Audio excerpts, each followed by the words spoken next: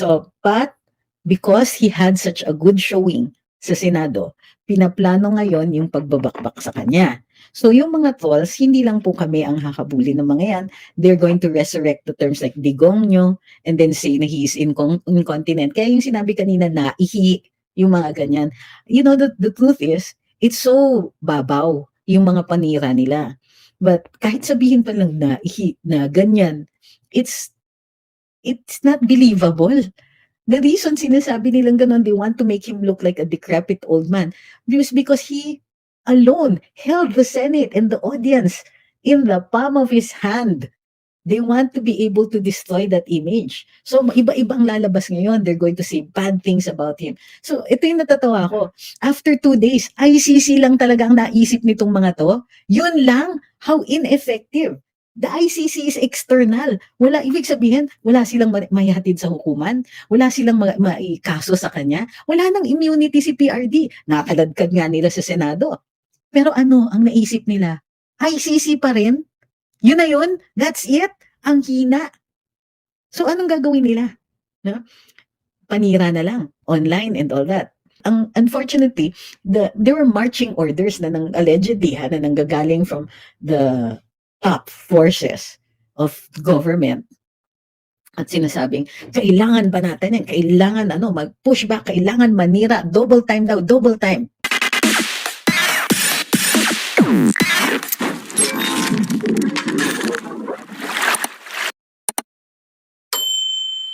Can you elaborate po what guilt is personal in Duterte's statement? Sabi ni Alejandro. Alright, let's get to that. Wait lang. May inaayos lang tayo. Dito. Okay, it's one. Dali lang po Okay, guilt is okay, I think what we need to do is go into how a crime is, how you judge, how a crime is judged. All right, so let's start. So, sabi ni sir, I am responsible for his policies.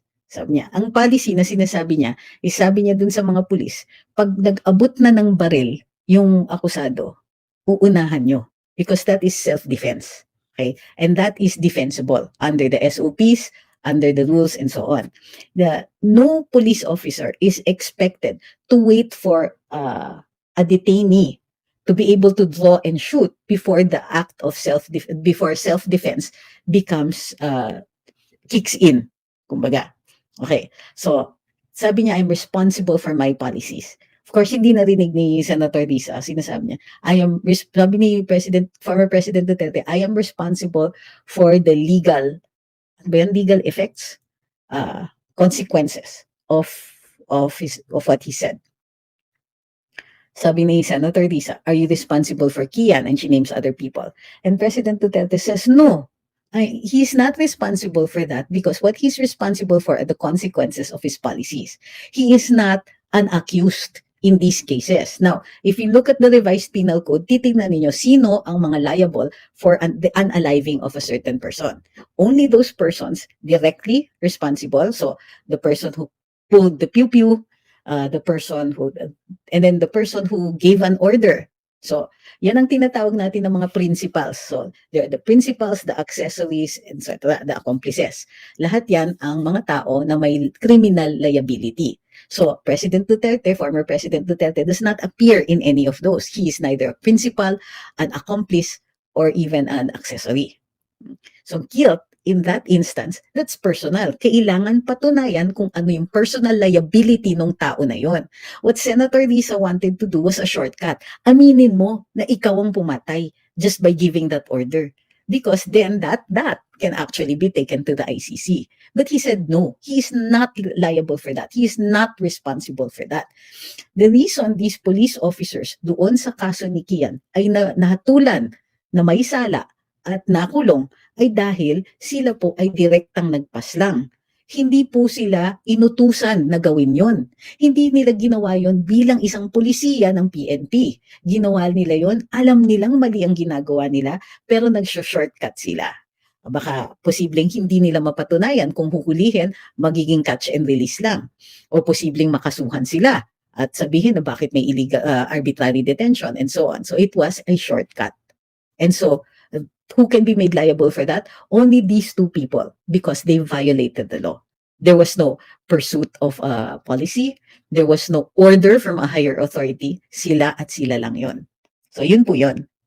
So unfortunately, Senator Risa did not get the context of what she was asking. Vincent, sinagot ko na po yan. Bakit inuulit mo yung tanong? Sabi ni Ma'am Christine, feeling ni Risa siya si El sa Legally Blonde, getting the culprit to admit to crime on the stand. Biggest disconnect. Hello, the Senate is not a court. Sad but true. Francis Raymond Banate says, iba talaga pag lawyer ang magsalita, may kabuluhan. Di katulad ng ibang nagmamagaling, wala namang alam sa batas, lalo na yung isang congressman, si Atty. Google. Sana hindi na lang. You know, he can ask questions naman as a layman eh. Sayang, di ba? Sabi ni Potsky, slow kasi bidubida ang Jollibee ng Senado. Sabi ni Dada, pinabilib at binuhay po ulit ni PRD ang puso ng mga Pinoy. Sabi ni Baxter, as per Attorney Roque, De Lima was the biggest loser during the Senate Blue Ribbon Hearing Committee. Blue Ribbon Committee hearing. I agree. Yes.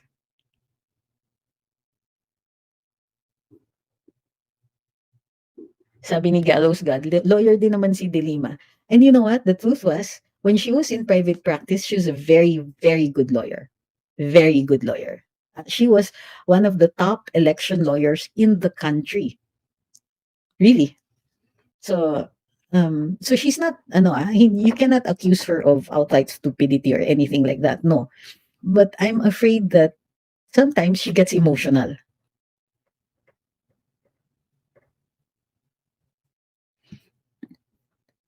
Ma'am Christine says, PRD saying to police, encourage ang criminal manlaban is a message to the criminal elements. The effect, druggies surrendered in droves by the millions. Yung mga pearl clutchers, ba't kayo natamaan? Oo nga naman. Oo nga naman. Oh, furthermore, did the police do it? No, that's another thing. That is the disconnect there. The president then could say anything he wanted to, but if the cops did not obey, what was the point in this entire, in this war on drugs, hearing?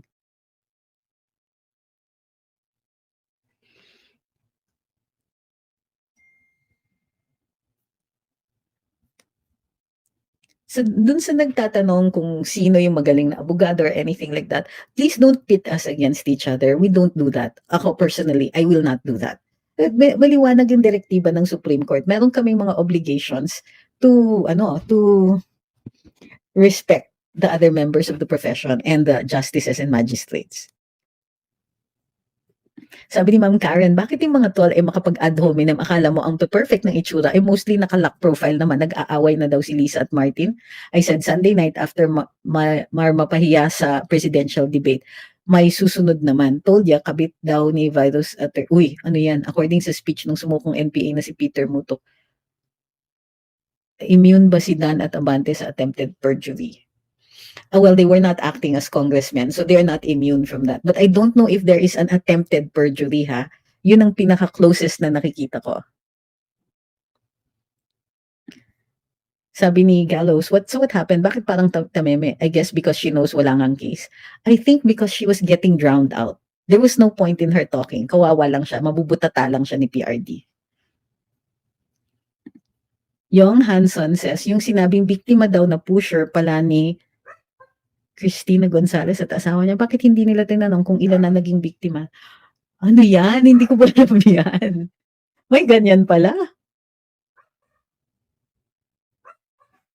John Edward Aldover says, tuwang-tuwa mainstream media, they cannot deny anything about the Duterte pa din ang mabenta. Mas papanoodin kesa sa SONA. Ayaw nila ng bastos, pero yan kasi ang boses ng mga nasa laylayan.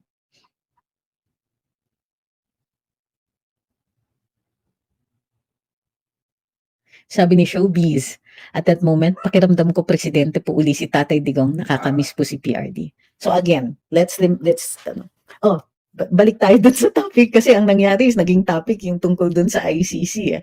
So pero i-recap natin yon ha. Yung sinasabi ni Sunny Trillanes na yan, isasubmit namin ito sa ICC. Remember this, 2 years ago, sinabi niya, lalabas na daw ang warrant any day now against PRD. It shows his massive ignorance. I didn't know there was room for mass in his brain, but sige, massive ignorance of the ICC's jurisdiction, procedures, and coverage. Okay? So, yung sinasabi niya na, ayan, sasubmit namin ito na ebidensya. He can submit anything he wants.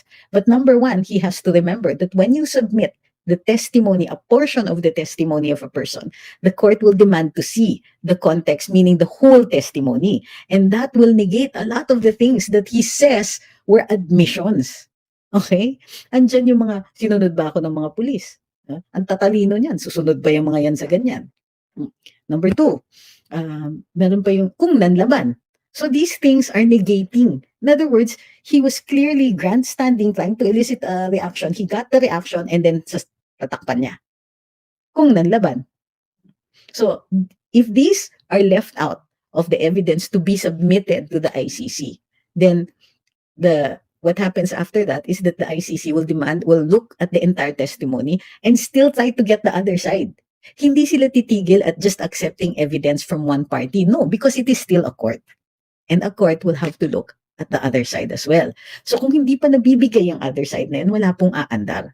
So the ICC, it has no jurisdiction over us, number one. And number two, even if we have to argue the lack of jurisdiction during the actual proceedings, that's not gonna happen yet.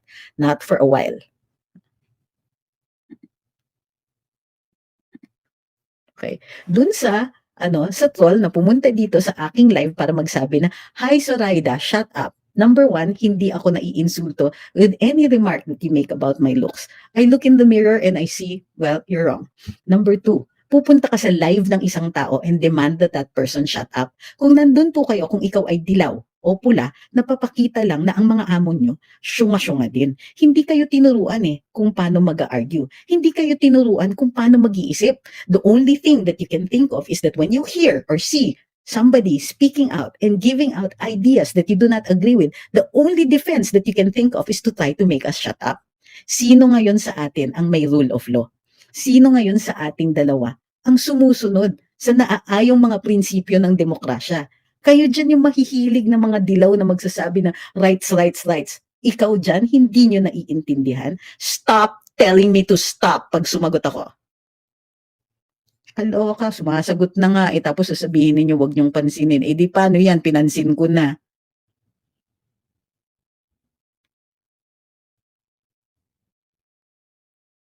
Sabi ni Butterfly, kailan na po diringgin yung kasong isinampa ni PRD perjury sa dalawang Crocs? Nagsampa na po ba siya? Madidinig lang po yan pagka may actual pagsampa na. Hindi ko pa nakikita kung na-file na yung complaint.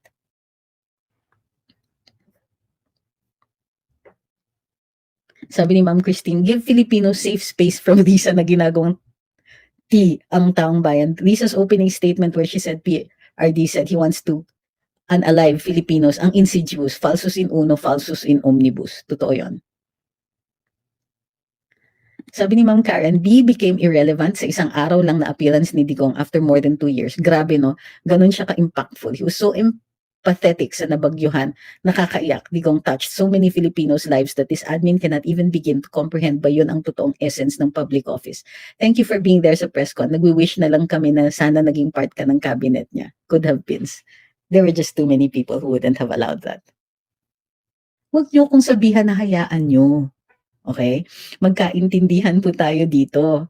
So, the reason na ako yung nag-host is I get to decide kung sino yung papatulan ko. Number two, that's part one. Number two is, the reason sinasagot is because there is something to say. Hindi dahil they made me react. Hindi po yun. Hindi naman lahat ng trolls nire-reacta natin, pero sinasagot ko yung iba because there's an opportunity to elaborate on our defense.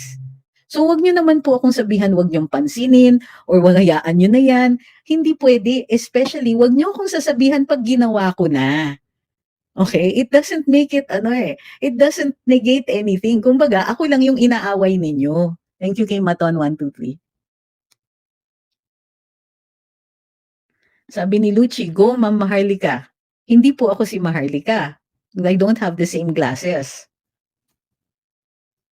Francis Mercado says, argumentum ad baculum, Ma'am Fix, kung ano na sinasabi ng mga pasaway na yan against you.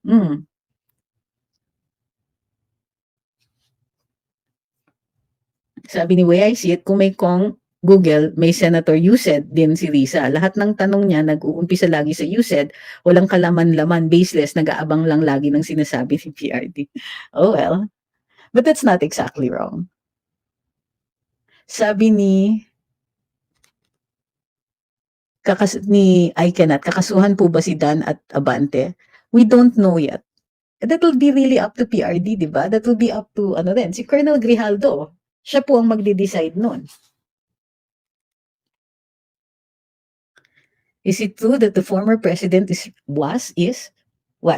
Kung was, de, wala na. Kung is, you mean for the next elections? No, he is running for mayor of Davao City. Could you tell me kung saan po ninyo narinig yung rumor na yan o nakita yung rumor na yan? It is not true. And the reason kinakalat yung mga yan is to confuse the voters of Davao.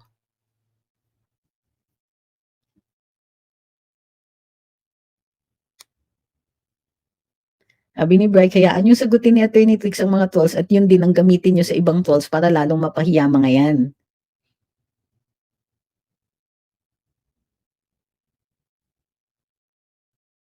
Shuni says, parang anak na panganay ni PRD nung pagsama mo sa kanya for moral support. Well, chwariwap lang po. Nahiya naman ako. Sabi ni, I can't read your name, pero sabi niya, nakakairita yung salamat kaayo niya. Ginagawa niyang expression ng mga salitang ginagamit lang as a sign of a wholehearted response to certain acts or deeds done. Ay, may cultural context pala yun. O kaya ako hindi ginagamit kasi hindi ko maiintindihan yung cultural context pa. Sabi ni Del, wag niyo din sabihan na kumalma, Mariusep, di ba? Pang ano yun eh, pang basag trip yung mga ganyan. And it comes from people who say they agree with you.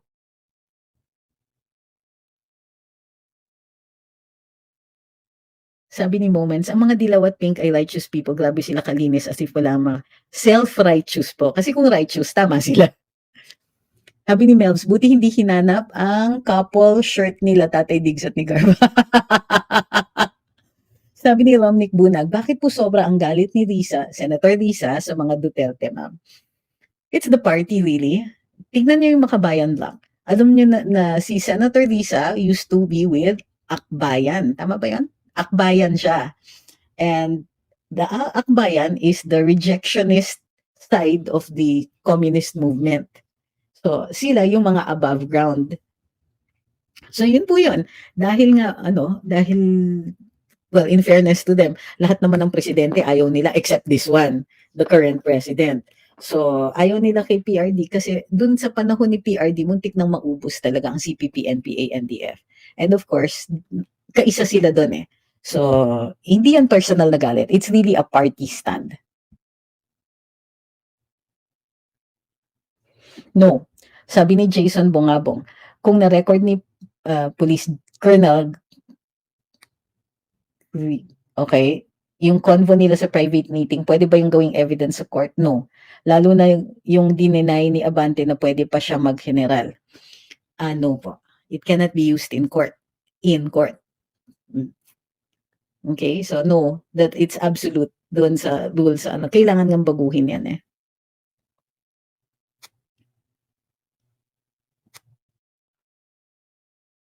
What is MLSO? Sabi ni Miss Claire Cruz, MLSO. Ingat po lagi. Love you too. Mustard Seed said the love of Filipino people can still be felt when PRD attended the hearing. Charisma with humor, strong political will, and intellect in reasoning. Unequaled the best president. Okay. So, but because he had such a good showing sa Senado, pinaplano ngayon yung pagbabakbak sa kanya. So yung mga trolls, hindi lang po kami ang hakabuli ng mga yan.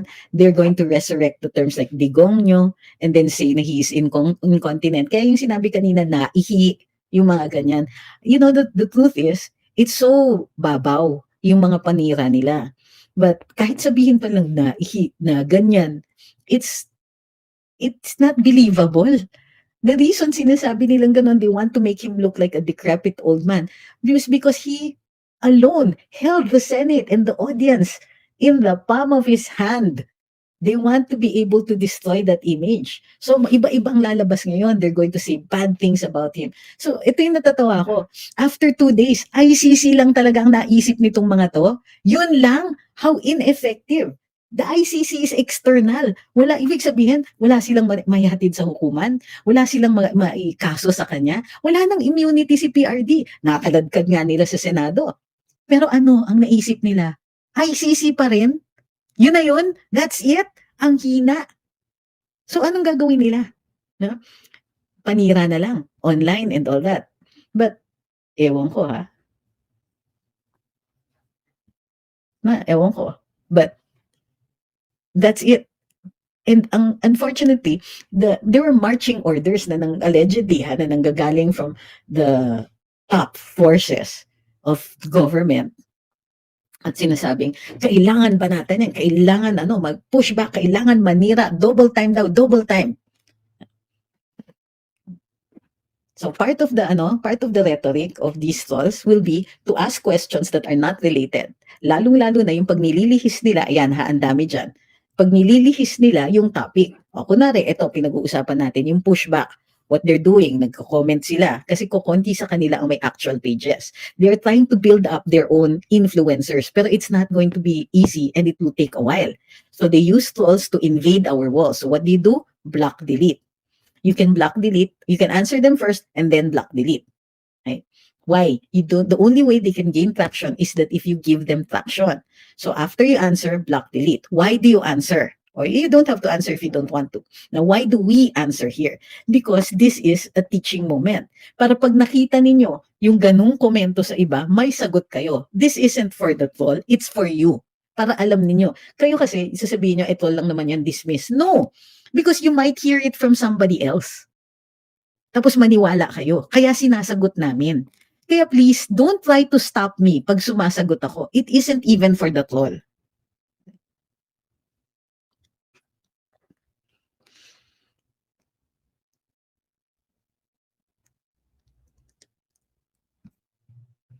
Sabi ni Kong Atras, ayaw na daw ng tao ang pamamaraan ni PRD. Hindi niya yata narinig yung palakpakan nung nasa Senado si tatay. Unfortunately for him, he has to say that. Alam niyo yung sinasabi nila na whistling in the dark? Kailangan magpalakas loob sila. He has to say that kasi yung kakarimpot na audience na kumakapit sa kanila ay nawawalan din ng pag-asa sa lakas ng palakpak na nakuha ni FPRD all over the country. Hindi lang po dun sa loob ng Senado, pati sa labas, pati yung mga grupo-grupong mga nanonood, pati yung mga nanonood sa bahay nag-cheer. So, kawawa naman sila, di ba? So, kailangan magsalita siya. Kung hindi sila magsalita, mahahalata na natameme pa rin sila. So, better an ugly answer, better a nonsense answer than no answer at all. Sabi ni RC, hi, nabasa ko na yan. Ma'am Cecilia says, good evening sa ating lahat. Sayang nagsimula ng magkwento si FPRD kung paano naging maayos buong Davao na baling lang kay Senator Risa sa mga sinasabi niya. Halatang ayaw makinig sa sinasabi. No, ayaw niyang marinig ng mga tao kung ano ang ginawa ni FPRD para mapatino ang Davao. Okay? Ayaw niya. Bakit? Hero kasi si PRD doon. At walang sasalungat. Totoo naman yung mga ginawa niya. It wasn't na ayaw niya makinig. Ayaw niyang marinig. Not on her watch. Sabi ni I cannot, Dilima, hindi daw Davao ang safest. She attempted to even say that sa Senate. So nasabihan siya, teka muna, hindi naman yan yung topic, ba't mo binibring up?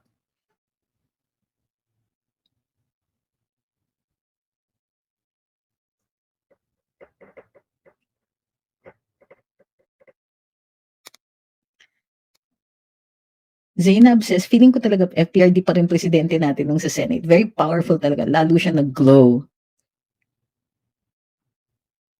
Sabi ni Orange, meaning walang originality tong risang to. Si VP Sara lang talagang high official na gumagamit ng syukran sa mga statements niya. Nakisyukran na rin siya. Sasabihin niya wala namang, hindi naman trademark eh.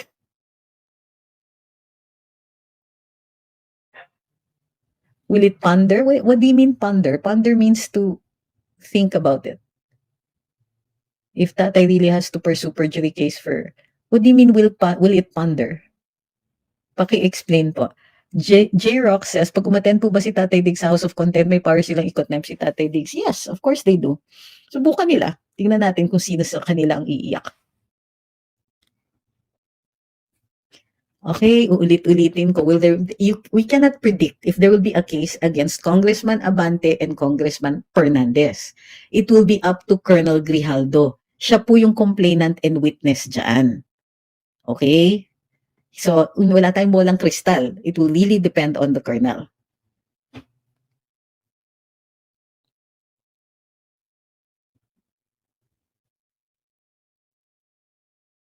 Sabi ni Ma'am Jessica, pati OFW attorney habang nagluluto naka-live. Sabi ni Razel's dad, di ako tumitingin ng posts for Martin pero mula kahapon sobrang flooded ang FB feeds ko ng posts from pages promoting him. Imposible naman na algorithm. Diyos ko Lord, ang tax money natin.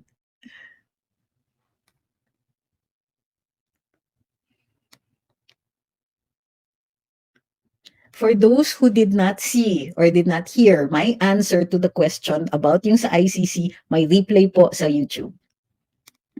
Sheena Lynn says, kaya ganyan mga trolls, mahirap po kasi depensahan si BBM kasi yung admin niya puro kapalpakan and mismo mga tao ang nakakakita at nakaka-experience. So, idadaan na lang nila sa trash talk. Yeah, but at some point, tama po kayo dyan. Unfortunately, hindi nila naisip na at some point, yung trash talk di na rin nag-work.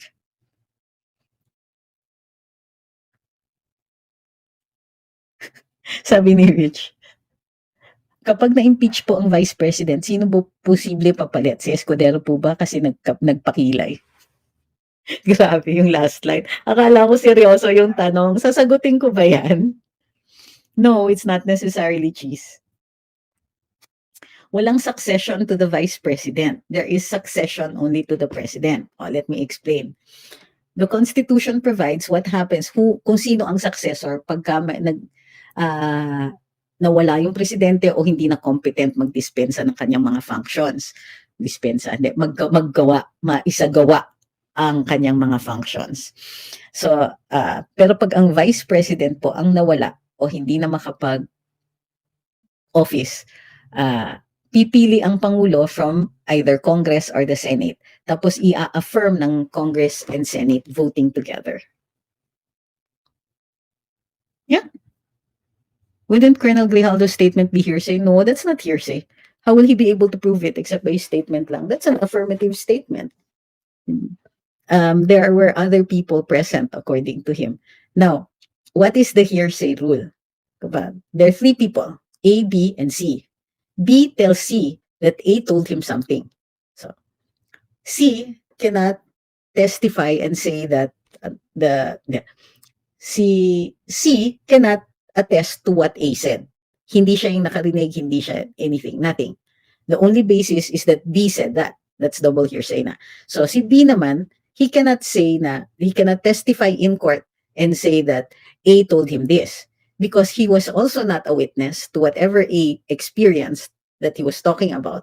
Then B cannot testify as to the truth or falsity of the contents of what A said. However, he can attest to the fact that he said this. So hindi po yan hearsay because Colonel Grijaldo is witnessed what they told him and what they did to him. Personally witnessed these things. So how will he be able to prove it except by his statements lang? And that's if he's going to limit his testimony simply on that.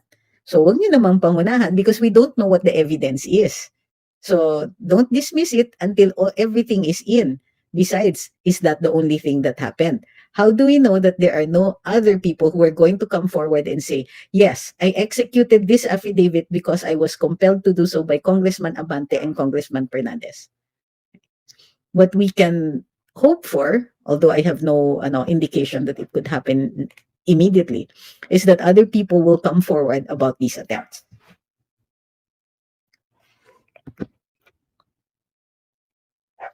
Sabi ni my nieces, when Duterte was in the Senate, all walks of life nanood. Gaya ng laban ni Pacman noon, early home lang.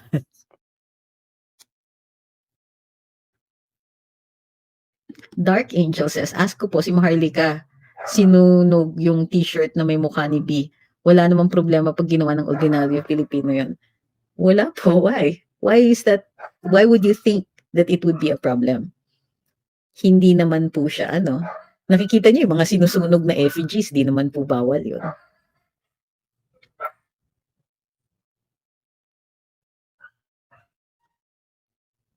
Sabi ni X Liao, what is shameful is a lifelong elected politician who has done nothing to uplift the lives of his constituents.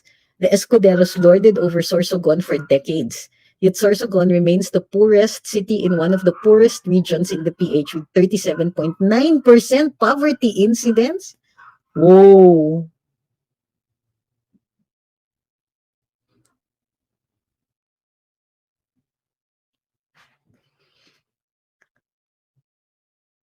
Sabi ni Blue Amazing Vlog, paano na po ang Pilipinas lubog na sa utang pero wala? Parang hindi complete yung sentence nyo po. Paki-complete lang. Hi kay Labamba. Silent viewer says, as a Davaoenyo, hayaan nyo kaming magsikap na lumago. Huwag na kayong makisawsaw ng hindi taga Davao. Ano pumasok yun dito?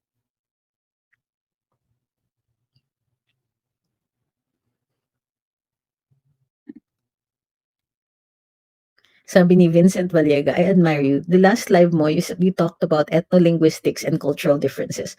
Definitely the virus does not encompass the whole majority of Pinoys. I agree. Thank you kay Chester. Sabi ni ang name Cory Aquino, hello, shoutout from Batangas. Sayang di ko nalaman agad na nagpunta si PRD dito. Ay, natuwa ako eh. I saw that. I knew he was going the next day. Paalis na ako noon eh. So, nagpaalam na lang ako. But I love it when I see him going around kasi people are so responsive to him. Nakakatuwa.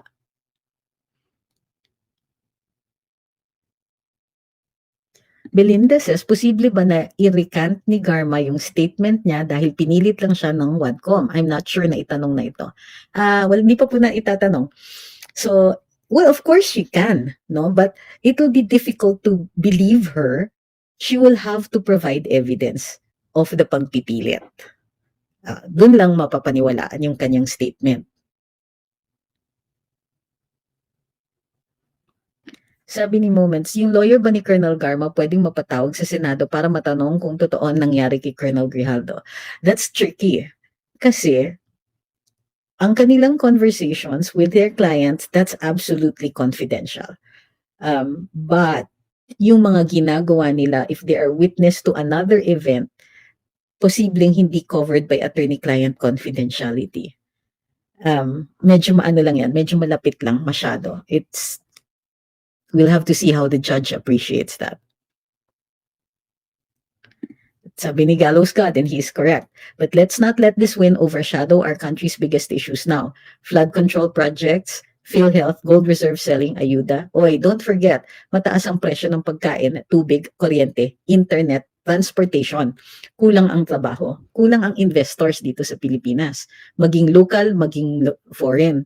So, himbis na atupagin ang ating ekonomiya, imbis na atupagin ang kapakanan ng taong bayan, nasa na ba yung 6 million houses na pinapangako by the end of his 6-year term? Wala pa pong naitatayo kahit 60,000 man lang na ipinangako nila nung October pa po ilalabas. Ang mga problema sa agrikultura, tinatapalan lang ng kadiwa, which in the end is actually much more just really a band-aid solution. Umamin na indirectly ang Department of Agriculture Secretary na sumusobra na ang importation natin ng pork, that they were compelled now, he has made a report to the DOF na kailangan ng taasan ang taripa ng importation sa pork. May nangyari ba? Wala pa rin po tayong naririnig na itinaasan na po ang taripa. Ang nangyayari, dahil sobrang liberal ng pagpasok ng foreign goods dito sa Pilipinas, namamatay po yung local economies. Katulad sa mga magsasaka, nalulugi. Ang mga swine raisers, hog raisers, nalulugi din. Wala na nga halos mga small and medium scale growers, yung mga malalaki na lang ang nagsusurvive. After all, oligarch-friendly itong administrasyon na ito. Imbis na tutukan ang mga ito, busy ang ating Kongreso at Senado sa mga pag-i-impeach kay VP Inday, sa paghahanap ng kasalanan ni dating Pangulong Duterte. Ano to? Politicking yan. Nahahawa pa nga ang Senado. Mabuti na lang na-redeem nila sarili nila dahil pinayagan nilang makapagsalita ng maayos ang ating dating Pangulo. Gayunpaman, tama si Gallows God eh. Ang dami nating problema dito sa Pilipinas. Kapakanan ng ordinaryong mamamayan hindi iniisip. Tumataas po ang crime rate. Hindi man aminin ito pero napansin nyo wala pong nilalabas na crime statistics ang PNP ngayon. Mahirap kasing magsinungaling tapos magdoktor ka pa ng papel. Bukod pa dyan, kahit mismong mga kaibigan natin na nasa loob ng PNP nagrereklamo, nahihirapan sila dahil din sa Quadcom. Kung ikaw ay matinong pulis at humabol talaga ng mga kriminal, parang ikaw pa ngayon ang napagbibintangan na mayroong masamang ginawa. Imbis na tutukan ang pagtataas ng kriminalidad, nakatutok sila doon sa mga tao na sanay nagtatrabaho against that para bumaba ang crime rate. At hindi lang po ordinary or yung tinatawag na index crimes ang tumataas. Tumataas din po ang tinatawag na white-collar crimes. Ano yun? Graft, corruption. Alam niyo kung ano yung masakit? Alam niyo kung ano yung masakit dyan? The people in power are the ones committing it. So kahit sa atin, pinapakita nila that there is such a thing as impunity basta nakaupo sila sa poder. And may mga nakikita tayong hinahatulan nila o sinasabihan nila na ikaw, kriminal ka. Hindi po sila nahihirinan pag ginagawa nila yon. Hindi po nila nare-recognize ang mga kasalanan nila.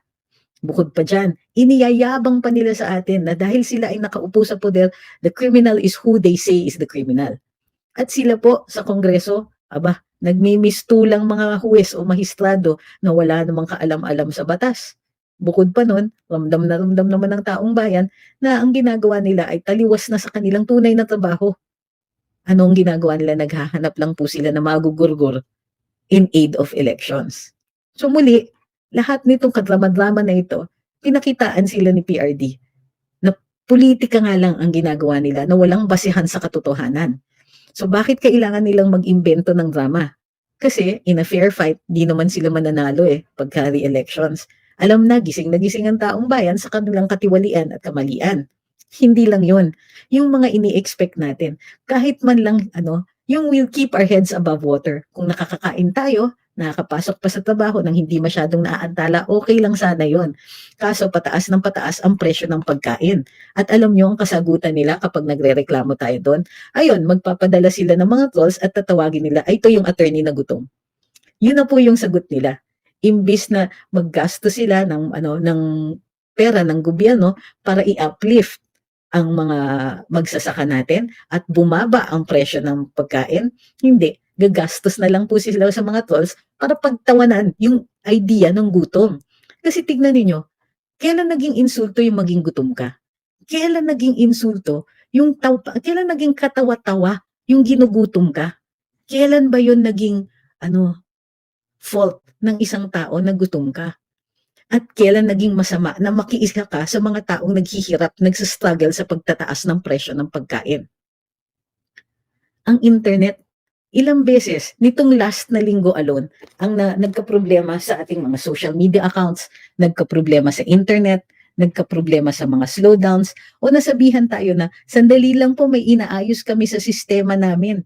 Hindi lang po internet service providers, pati po lahat ng mga electronic-based ng mga banking systems, na mga payment systems na aantala dahil dito sa kakulangan ng infrastruktura para sa ating communications. At kailan ba tayo nakadanas na bumaba ang presyo ng mga ito? Nakadanas na ba tayo ng epekto na may maraming providers? Bukod pa dyan, nasa na yung pinaplano sana natin na backbone para sa ating national government? At mai-retail na lang natin sa mga private providers yung iba. Hindi. Massive ang kailangan sa pag-aayos sa internet. Ngunit, kahit alam ng ating Pangulo na ito ay isa sa basihan kung bakit siya nanalo, hindi pa rin inaatupag ang mga problema sa komunikasyon. Agrikultura, komunikasyon. Tubig. Nagbago ba ang sitwasyon natin sa tubig? Hindi. Tumaas ang presyo nung nag-El Nino. Both na water service providers, kunwari providers talaga sila, ay nagtaasan ng presyo dahil sa El Nino. Pero nung tapos na ang El Nino, hindi po ito bumaba. Hindi po ito bumalik sa dati. Ano pa? Tubig, pagkain tubig, kuryente, kamusta naman po? May bago na po ba tayong providers? nagtaasan ang presyo all over the country at nakakadanas pa rin ng cyclical brownouts. Naayos ba ito? Hindi rin po. Magtatatlong taon na sa 2025. Wala pa ring galaw sa ating kuryente. Sabi ni G, mas lalong nagutom yung mga tao ngayon. So ano na? Uy, nag-improve ba ang traffic sa Metro Manila? Hindi. Nag-improve ba ang public transportation system dito sa Metro Manila? Hindi rin. Baka nga mai-privatize pa yung yung carousel. Matagal nang pinag-uusapan yan. At hanggang ngayon, in the works pa rin yun. So, mayroon ba? Mayroon bang improvement?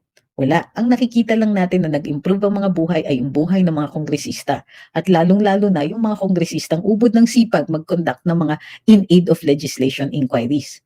Massive din ang kontribusyon ng ating mga kongresista sa kabubuhan ng mga tao pagdating sa mga sistema ng paggagawa ng batas, sa sistema ng paggagawa ng batas. Yung nag-aakala tuloy ang mga tao na mayroon talagang powers na mag-decide ang mga kongresista tungkol dito sa guilt or innocence ng mga resource persons na dinadala sa kanila. Okay, sabi ni Falcon, aw, bakit? Nasaktan ka? Wawa ka naman. Pero kung nagmimistulang aso ka at kumakahul ka dyan, mas kawawa ka pa pala. Umayos ka. MJ says, ano po ang punishment sa subornation of perjury? Wala pong subornation of perjury na crime dito sa Pilipinas. Pero punishable ang pagkukumpel na mag-commit ng perjury ang isang tao bilang principal sa crime ng perjury. So ang perjurious, yung tao na magsasabi ng hindi katotohanan, pero principal by direct inducement ang mga taong nag-compel sa kanya.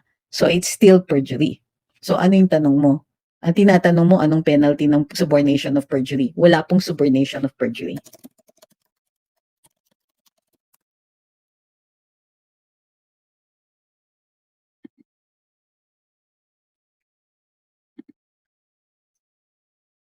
Sabi ni Bernabs, totoo bang convicted si Hontivirus sa PhilHealth scam? Hindi po, kasi kung convicted siya, hindi na po siya senador.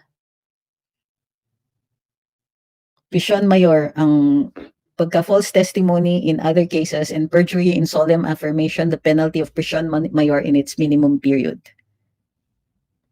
Yun yung penalty po. And a fine of 1 million pesos. Plus perpetual and absolute disqualification from holding any appointive or elective position in government. Si Senator Hontiveros mayroong kaso ng violation of the Anti-Wiretapping Act.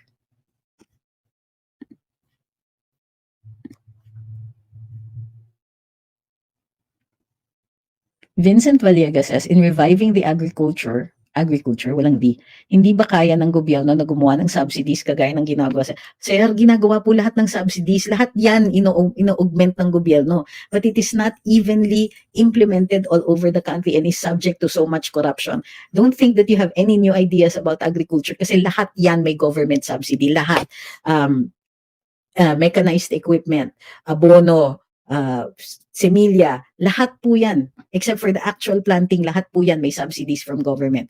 Pero kung tinatanong mo kung bakit wala, meron. Pero kung tatanungin mo kung meron, bakit ganyan pa rin? Kasi nga may corruption.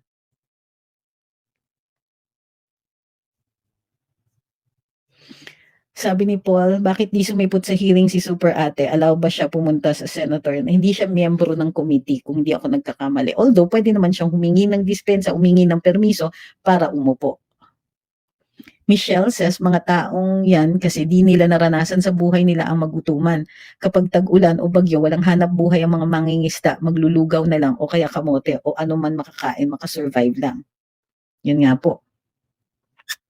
Ma'am Telms, thank you very much. Okay, maraming salamat po sa pagsubaybay sa live natin ngayong araw na ito. Maraming salamat po sa lahat ng hindi nagsasabi na wahayaan ko na yung mga trolls.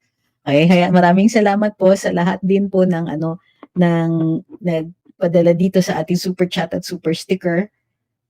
Sino ba hindi po pa na Jeremy, Melody, Ronald Alan Araneta, sabi niya, go, Attorney Trix. Juan Bulalake, Bausin, thank you.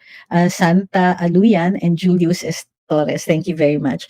Chrissy, Paul, thank you. June, ako Budoy, thank you. Allen Talaran, Marvin, Did I miss anyone? Ma'am Telms, thank you very much. Allen uli. Abu, Ma'am Telms.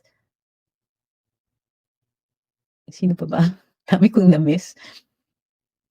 Maraming salamat, Lisa. ML Damon. Hi, Damon. Nandito ka pala.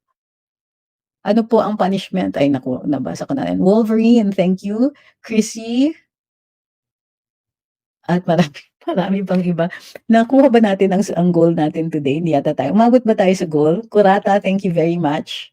Okay, so lalo na para dun sa mga nasa TikTok, magla-live po ulit tayo siguro sometime later this evening. Sa inyo, baka madaling araw dyan kasi baliktad ang oras ko dito eh. So, but maraming salamat po. We'll be going live as often as we can habang nandito ako sa labas. Para dun sa mga nagsasabing nagugutom ako, dali lang naman bumili dito sa grocery. Eh, kaya nyo bumili dito sa grocery namin. Okay. And last two, Agustin Bordalio says, mukhang affected ng Senate hearing ang pagtaas ng dollar. Let's see sa next hearing pag andun na sina Colonels Garma at Grijaldo. Sabi ni Jonathan, sa panahon ni PRD, merong construction ng mga kanal sa irrigation. Kaso noon nag-umpisa na BBM, hinayaan na lang yung kanal, walang tubig. Oh dear. MJ, wag pong mag-flood. Mabablock ka.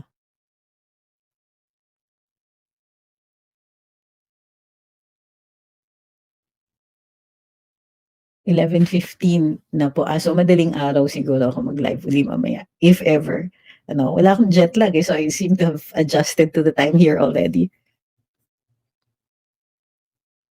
Okay. Sabi ni Ma'am Christina, well, I understand immunity. It's irritating that the 19th Congress has it kaya false info sila with impunity. Neutralize is not liquidate. EJK is not rub out murder. Words versus actually committing the crime. Totoo yun.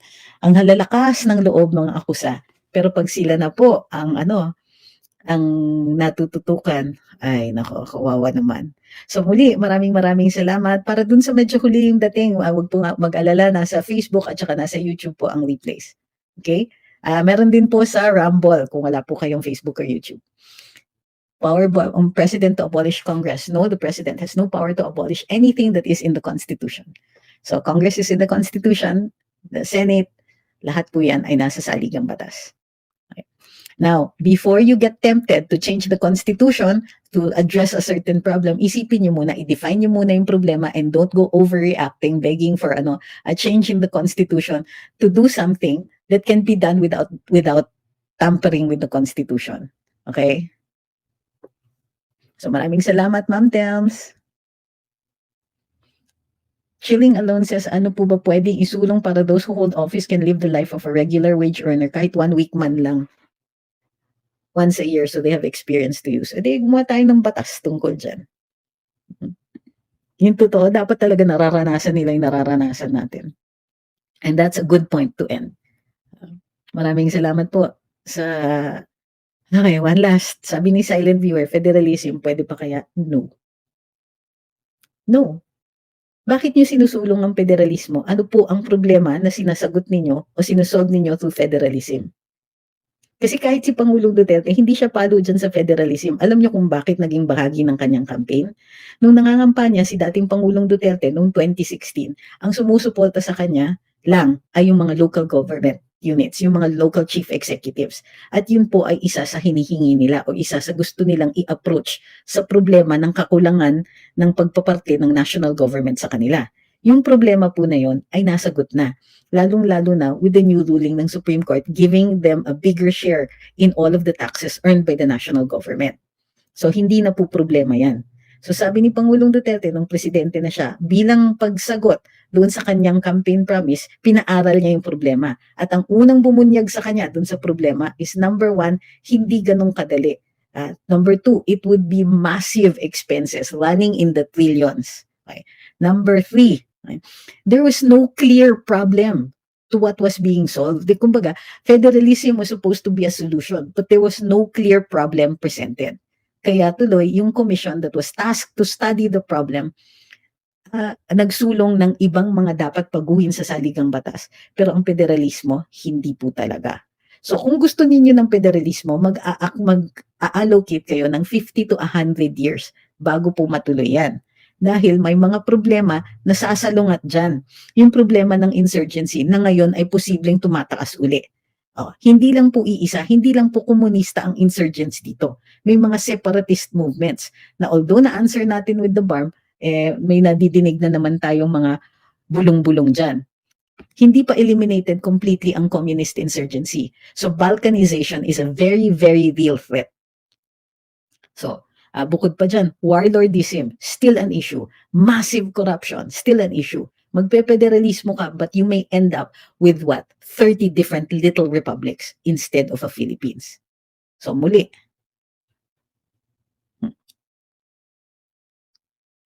So, okay, kung gusto ninyong mali ako, you don't have to believe me and you don't have to follow me. But para sa akin, that is the historical reference for that. Yes, PDP Laban has a framework for it. And what happened when Senator Lobin tried to get it passed? It never got past first reading. There's not even any committee that is studying it. Bakit? What is the solution nga? Sinabi mo, federalism is a solution, but what is the problem? Until you define the problem, you cannot present it to us as a solution. Ano nga ba ang problema? The entire government is a problem? No, you're going to have to tell us exactly why federalism is going to be a solution for that. Or next time, don't ask me about it because you're not going to get an answer supporting it from me.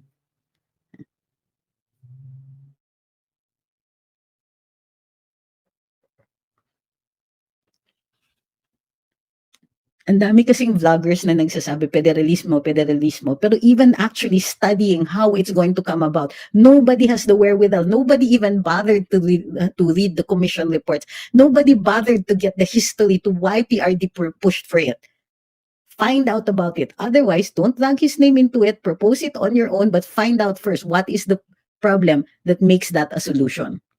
Sabi ni username unavailable. Why is it gusto ni Duterte? Sino may sabing gusto niya? Inamin niya that this was something that the local chief executives were proposing as a solution to the fact that national government wouldn't give the local governments their just share in the era.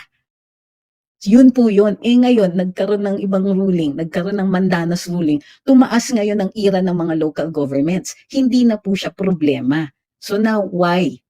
Okay? In fact, kahit si Duterte, sabi niya, akala ko madali yung problema ng madali magpa-federalismo. When he got the commission to study it, they came back with proposals for changing the constitution without including federalism, and then they explained to him why. Huwag niyo sasabihin bakit gusto ni Duterte. In-explain ko na nga nung nag-eleksyon, wala siyang support. Dalawang kongresista lang ang sumuporta sa kanya. Walang iba. Ang main grassroots support niya came from the local chief executives at yan po ang hiningi nila.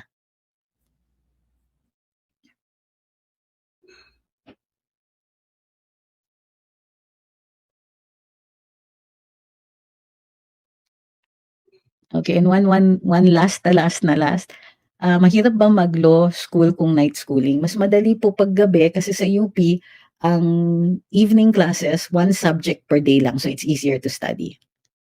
Sabi ni September, about switching to parliamentary, what is the problem nga that you are solving with parliamentary? Why are you proposing parliamentary? What is the point in it? Why are you doing it? Why do you want to switch it to parliamentary? What do you see that the parliamentary system can solve? Kasi sa totoo lang, kung unicameral lang ang sistema natin na pinopropose ninyo, magkaroon tayo ng Martin Romualdez, tapos tayong lahat. Remember the kind of politicians we have before you propose anything. Kasi ang gusto ninyo, mag-propose kayo thinking that these people are going to automatically change with the system. It's not. First, we need to make sure that the people are educated enough so that whatever system that you want to put in is going to work. But without that kind of education and appreciation, and as long as warlordism, dynasties, tama naman, and insurgencies exist, then the entire republic will always be in danger, no matter what system you use or you change to. It's not the system sometimes. First, you have to educate the people. Sabi ni Damon, para ma-dissolve ang Congress like Japan. Mag-aambisyon kayo ng ganyan and then you will take it out of context again. Kailangan may konteksto ang lahat.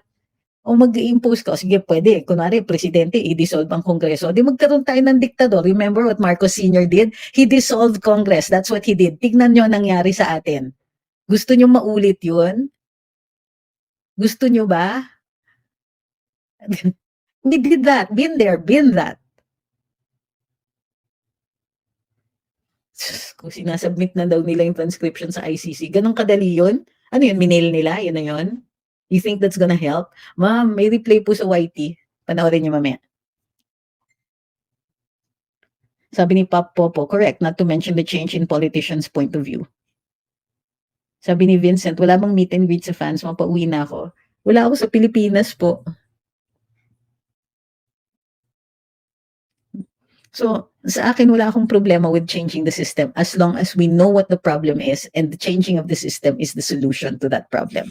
Define your problem and everything else will fall into place. Sabi ni Redek, been there, done that, got the t-shirt. Thank you very much. Okay, yung totoong-totoo na. Napatagal lang tayo ngayon kasi na-miss ko kayo. Tapos, ang masaya niya, napansin nyo, akala kasi ng iba, nakikipag-away ako sa mga followers ko. Yung totoong followers dito, sanay na sanay na. Pati ako inaaway nila. I like this one. Sabi ni Patty Acid. Ang cute pa ng name. I would propose that senatorial be based on regional basis. Ang nangyayari dahil sikat sa Manila, silang boboto, most of them from Imperial Manila. Hindi po ako naniniwala dyan sa Imperial Manila, ma'am. Imperial Manila is a construct. Imperial Manila is actually composed of people from all over the country. Kami ngang talagang taga Metro Manila, nasisikipan kami, but most of the people who reside there are transients. So, wala na pong Imperial Manila. That's a construct that was created in the 1950s, ma'am. It doesn't apply anymore. Nagbago na po ang saligang batas natin. May representative government na tayo at ang mga representante ay nanggagaling sa iba't ibang lugar. Ngayon, kung sasabihin ninyo, ang bumoboto for them are mostly in Imperial Manila, why do we even bother with national elections? Ang totoo niyan, one of the lowest votes yata ng sinong presidente yun? Ng iba, well, with President Duterte, one of the biggest votes was from Manila, Metro Manila. So, I don't see what the problem is really na dun sa representational or dun sa amount of people who actually vote in Metro Manila. Maybe it's the voting rate that is the problem. Pero I agree that senators must be elected on a regional basis. I agree with that one. Para mas may representation ang mga all over the country. Okay, so maraming salamat. Well, let's discuss yung mga ganito. Sabi niya, what if a candidate ni Pop ay mag-service muna, then if the performance is good, he or she can be a candidate for a position? Something to think about. It sounds good, but I'm looking at why not? Pero para sa akin kasi, what we need to do is standardize what we should look for in our leaders. Kasi pag ginawan mo ng rule yan, yung mga mayayaman, makakagawa na naman sila ng paraan at ng paraan talaga para maikutan yan eh. Kelly Patty, thank you very much. Sabi ni May Finlay, don't worry, hindi kita aawayan. Enjoy na enjoy ko nga po nakikinig sa inyo. Ang dami ko natututunan. Hindi, sabi ng ibang sungit ko daw sa followers ko. Hindi ko sinabing naniniwala ako. Sinabi ko lang sinasabi nila. Salamat.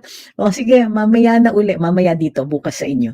Uli, we'll magbabawi ako kasi I missed like a day, I think, di ba? Okay, so, okay. Sabi ni Dirk Nick Bitin, 2 oras na tayo. We have been live for 2 hours and 18 minutes. Sabi ni Dark Angel, masungit ka pa. Totoo pala. Pero love namin yung attitude, no? Oh my gosh, it's true. Eto, sabi ni Nice Guy, sana maamyandahan ng bank secrecy law ng bansa, yung hindi na kailangan ng Supreme Court para sa public officials para maiwasan. Actually, hindi nga talaga pwedeng buksan bank secrecy laws. Tingnan natin kung paano. Hindi, para sa akin, dapat matindi yung pagtutok natin sa SALENS. Tapos yun yung magiging basis para tignan yung mga yung bank accounts ng mga politiko. Yun dapat yun. Last 2 questions daw, sige, or last 2 hours, sabi ni Ma'am. Grabe kayo. Hala, talaga sabi ni Ridek, salamat kaayo. Uy, kung ano-anong naiisip ko. Huwag niyo naman akong huwag kayong magbabay na nakakairita. Thank you kay Purple and Grace. Sabi ni Anak Mindanao, silent followers here, di naman ikaw masungit.